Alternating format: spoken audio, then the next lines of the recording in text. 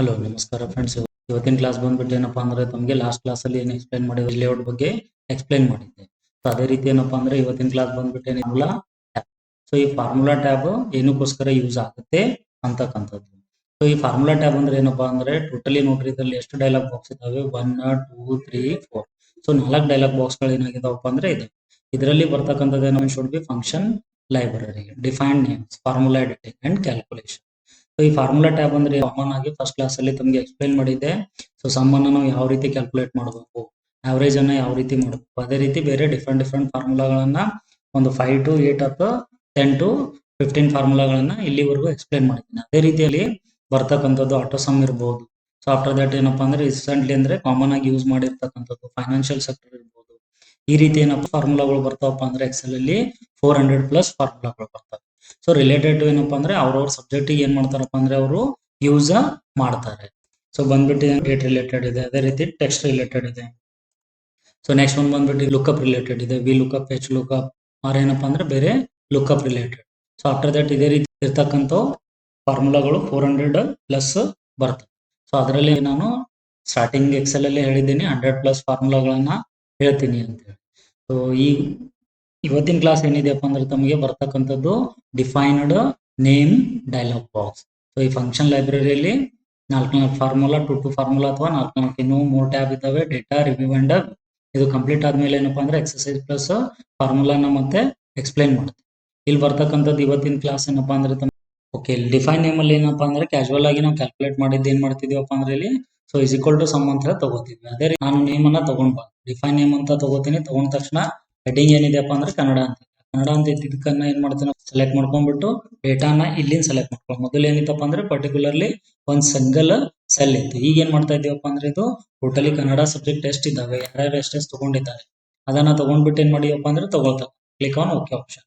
ಈಗ ಏನಾದ್ರೆ ಕಾಮನ್ ಆಗಿ ನಾವು calculate so this one is equal to sum ಏನ್ ಮಾಡ್ತಿದ್ವಿ ಹೋಗ್ಬಿಟ್ಟು ರೇಂಜ್ ಅನ್ನ ಸೆಲೆಕ್ಟ್ ಮಾಡ್ತಾ ಇದ್ವಿ. ಇದೇ ನಾವು ಇನ್ನೊಂದು ರೀತಿಯಲ್ಲಿ ಕೂಡ ಕ್ಯಾಲ್ಕುಲೇಟ್ ಮಾಡಬಹುದು. ಇಸ್ ಈಕ್ವಲ್ ಟು ಏನಪ್ಪಾ ಅಂದ್ರೆ ಸಮ್ ಅಂತ ತಗೊಂಡ್ಬಿಟ್ಟು ಆ ರೇಂಜ್ ಅನ್ನ ಸೆಲೆಕ್ಟ್ ಮಾಡೋ ಬದಲು ಇಲ್ಲಿ ಏನ್ ಮಾಡ್ತೇವಪ್ಪ ಅಂದ್ರೆ ಕನ್ನಡ ಅಂತ ಟೈಪ್ ಮಾಡ್ತೀವಿ. ಅಂದ್ರೆ ಹೆಡ್ಡಿಂಗ್ ಅಲ್ಲಿ ಕನ್ನಡ ಇತ್ತು, ಅದಕ್ಕೆ ಏನಪ್ಪಾ ಸೊ KN ಅಂತ ತಗೊಂಡಿದ್ದೀವಿ. ಈಗ ಏನ್ ಮಾಡಿಯಪ್ಪ ಅಂದ್ರೆ ಬ್ರಾಕೆಟ್ ಅನ್ನ ಕ್ಲೋಸ್ ಮಾಡ್ಬಿಟ್ಟು ಪ್ರೆಸ್ ದ ಎಂಟರ್ ಕೀ. ಈ ರೀತಿ ಕೂಡ ನಾವು ಏನ್ ಮಾಡ್ಬೋದು, ಕ್ಯಾಲ್ಕುಲೇಟ್ ಮಾಡಬಹುದು. ಮತ್ತೆ ನಾವು ಫಾರ್ಮುಲಾನ ಕ್ರಿಯೇಟ್ ಮಾಡ್ತಕ್ಕಂಥದ್ದು ಯಾವ್ದ್ರ ಮುಖಾಂತರಪ್ಪ ಅಂದ್ರೆ ಅದು ಡಿಫೈನ್ ನೇಮ್ ಮುಖಾಂತರ. ಅದೇ ರೀತಿ ನೀವು ತಾವು ಇಂಗ್ಲಿಷ್ ಕೂಡ ಬೇಕಾಗಿತ್ತಪ್ಪ ಅಂದ್ರೆ ಇಂಗ್ಲಿಷ್ ಕೂಡ ತಗೊಳ್ತಕ್ಕಂಥದ್ದು ಯೂಸ್ ಏನಪ್ಪ ಬರ್ತಕ್ಕಂಥದ್ದು ಡಿಫೈನ್ ನೇಮ್ ಇಂಗ್ಲಿಷ್ ಅಂತ ತಗೊಳ್ಳಿ. ಅದೇ ರೀತಿಯಲ್ಲಿ ಇರ್ತಕ್ಕಂಥ ಡೇಟಾನ ಡಿಲೀಟ್ ಮಾಡಿಬಿಟ್ಟು ಸೊ ತಮ್ಗೆ ಯಾವ ಡೇಟಾ ಬೇಕಾಗಿದೆ, ಇಂಗ್ಲಿಷ್ ಡೇಟಾ ಬೇಕಾಗಿದೆ ಸೆಲೆಕ್ಟ್ ಮಾಡ್ಕೊಳ್ಳಿ. ಮಾಡ್ಕೊಂಡ್ಬಿಟ್ಟು just click on okay option. So ಇದು ಕೂಡ ನೋಡಿ ಕರೆಕ್ಟ್ ಆಗಿ ಆನ್ಸರ್ ಬರುತ್ತಾ ಅಥವಾ ಇಲ್ಲ ಅಂತ. ಸಮ್ಮ ಇಸ್ ಈಕ್ವಲ್ ಟು ತಗೊಂಡ್ಬಿಟ್ಟು ಡೇಟಾ ಚಾಯ್ಸ್ ಮಾಡಿ is equal to sum. So bracket open, select the range, bracket close, press the enter key.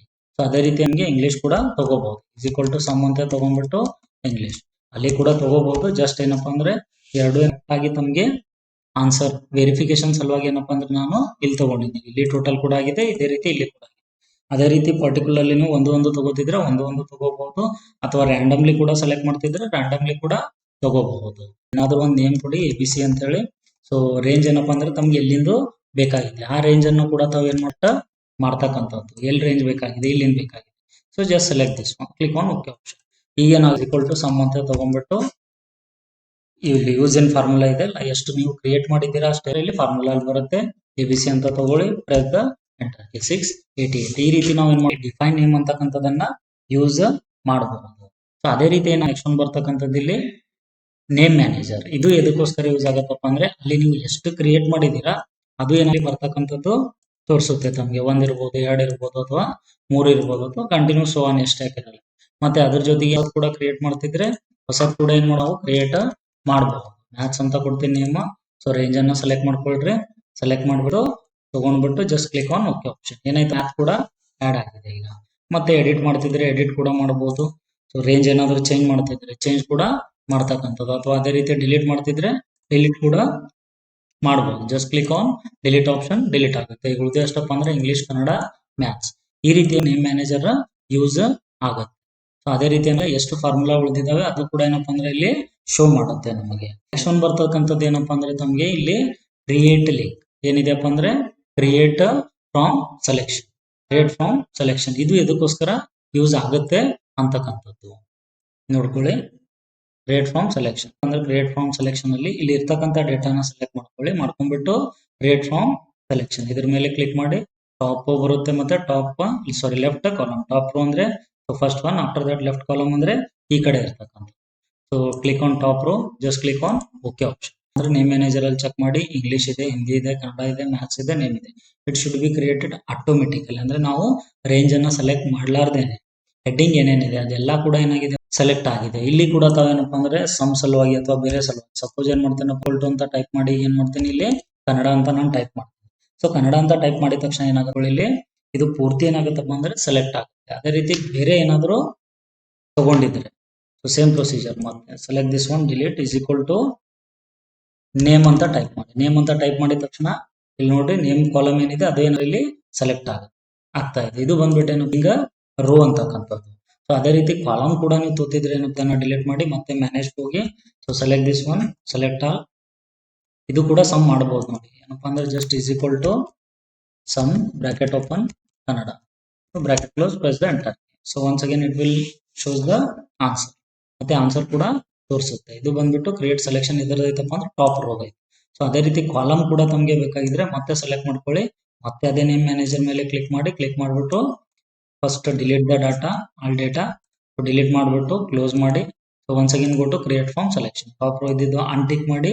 So activate ಯಾವ್ದು ಮಾಡ್ತೀರಪ್ಪ ಅಂದ್ರೆ left column, just click on okay option. So okay option ಮೇಲೆ click ಮಾಡಿಬಿಟ್ಟು ತೋತಕ್ಕಂಥ ಈಗ ಏನಪ್ಪಾ ಅಂದ್ರೆ ಇಸ್ ಈಕ್ವಲ್ ಟು ನಾನು ಸಚಿನ್ ಅಂತ ಟೈಪ್ ಮಾಡಿದ್ದಾರೆ.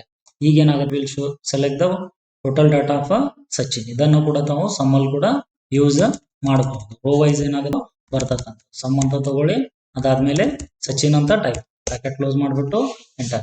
ಸೊ ಇಲ್ಲೇನಾಗುತ್ತಪ್ಪ ಅಂದ್ರೆ ಬರ್ತಕ್ಕಂಥದ್ದು ಇದು 1140 ಅಂದ್ರೆ ಟೋಟಲ್ ಬಂದಿದೆ. Just select this one and delete it. So ಮತ್ತೆ ಡಿಲೀಟ್ ಮಾಡೋದಿದ್ರೆ ಮತ್ತೆ ಸೆಲೆಕ್ಟ್ ಮಾಡ್ಕೊಂಡ್ಬಿಟ್ಟು ಏನಪ್ಪಾ ಅಂದ್ರೆ ಸೆಲೆಕ್ಟ್ ಆಲ್ ಮಾಡ್ಬಿಟ್ಟು ಡಿಲೀಟ್ ಅನ್ನ ಮಾಡ್ತಿದ್ರೆ ಮಾಡ್ರಿ, ಅಥವಾ ಬೇರೆ ತೋತಿದ್ರೆ ತಗೋಬಹುದು, ಎಡಿಟ್ ಮಾಡ್ತಿದ್ರೆ ಎಡಿಟ್ ಕೂಡ ಮಾಡಬಹುದು, ಮತ್ತೆ ಫಿಲ್ಟರ್ ಕೂಡ ಮಾಡ್ತಕ್ಕಂಥದ್ದು. ಮತ್ತೆ just click on close button. So next dialogue box ಬಂದ್ಬಿಟ್ಟು ಯಾವ್ದಿದೆಯಪ್ಪ ಅಂದ್ರೆ ಫಾರ್ಮುಲಾ ಎಡಿಟಿಂಗ್. ಏನಿದೆಯಪ್ಪ ಅಂದ್ರೆ ಇಲ್ಲಿ ಬರ್ತಕ್ಕಂಥದ್ದು formula editing. So formula editing ಅಂದ್ರೆ ಏನಪ್ಪಾ, ಇದಕ್ಕೋಸ್ಕರ ನಾವು ಈ ಫಾರ್ಮುಲಾ ಎಡಿಟಿಂಗ್ ಅನ್ನ ಯೂಸ್ ಮಾಡ್ತೀವಿ. ಎಡಿಟಿಂಗ್ ಮೀನಿಂಗ್ ಅಂದ್ರೆ ಇಲ್ಲಿ ಏನಾಗುತ್ತೆ ಚೆಕಿಂಗ್ ದ ಕ್ರಿಯೇಟೆಡ್ ಡೇಟಾ, ಅಂದ್ರೆ ನಾವು ಕ್ರಿಯೇಟ್ ಮಾಡಿರ್ತಕ್ಕಂಥ ಡೇಟಾ ಕರೆಕ್ಟ್ ಆಗಿದೆನಾ ಅಥವಾ ಅದರಲ್ಲಿ ಏನಾದರೂ ಎರರ್ಸ್ ಇದಾವೆ ಅಂತಕ್ಕಂಥದನ್ನ ಚೆಕ್ ಮಾಡೋ ಸಲುವಾಗಿ ಫಾರ್ಮುಲಾ ಎಡಿಟಿಂಗ್ ಡೈಲಾಗ್ ಬಾಕ್ಸ್ ಅನ್ನ ಕೊಟ್ಟಿದ್ದಾರೆ.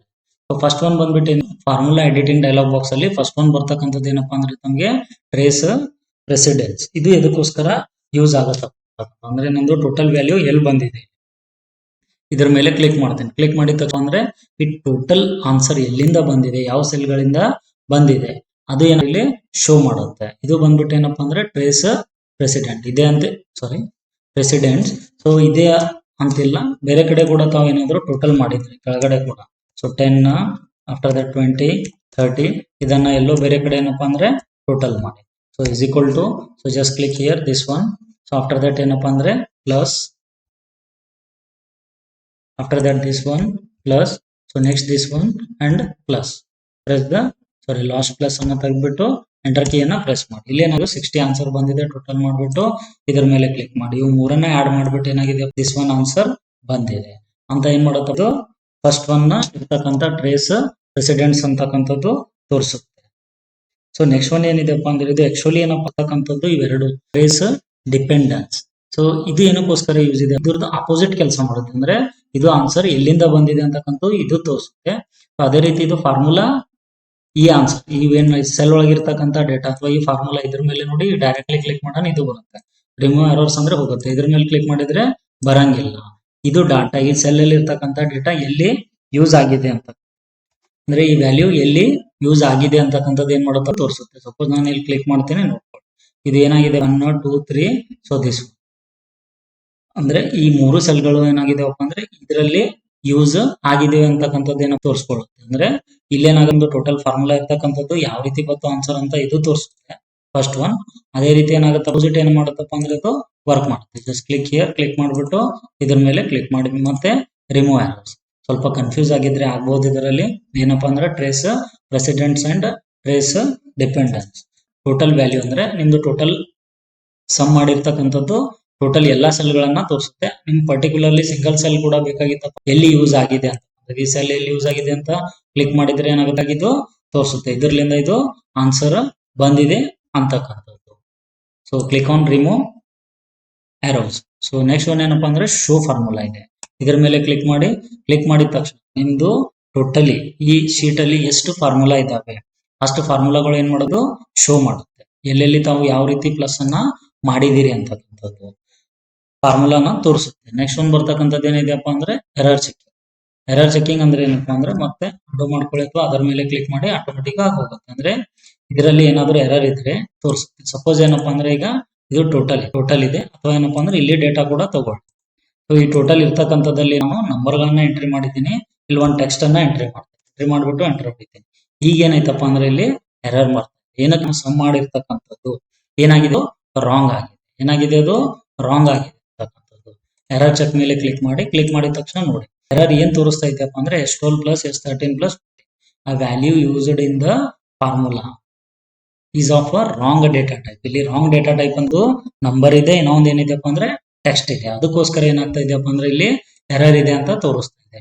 ತಮಗೂ ಕೂಡ ಏನಪ್ಪ ಮಾಡಿರಬಹುದು, ಅಥವಾ ಮತ್ತೆ ಬೇರೆ ಯಾವುದೋ ಟೈಮಲ್ಲಿ ಏನಾಗುತ್ತೆ ಎರರ್ಗಳು ಈ ರೀತಿ ಕೊಡಬಹುದು, ವ್ಯಾಲ್ಯೂ ಬರ್ಬೋದು, ಅಥವಾ ನಲ್ ಅಂತ ಬರ್ಬೋದು, ಅಥವಾ ಮತ್ತೆ ಬೇರೆ ಏನೋ ಎರರ್ ಅನ್ನ ಕೊಡ್ತಕ್ಕಂಥದ್ದು. ಇಲ್ಲಿ ಕೂಡ ತಾವು ಟೆಕ್ಸ್ಟ್ ಅನ್ನ ಯೂಸ್ ಮಾಡಿದ್ರೆ ಆಟೋಮೆಟಿಕ್ ಆಗಿ ಏನಾಗ್ತಾ ಇದೆಯಪ್ಪ ಅಂದ್ರೆ ಇಲ್ಲಿ ತಗೋತಾ ಇದೆ ಪ್ಲಸ್ ಅನ್ನ ಮಾಡಿ.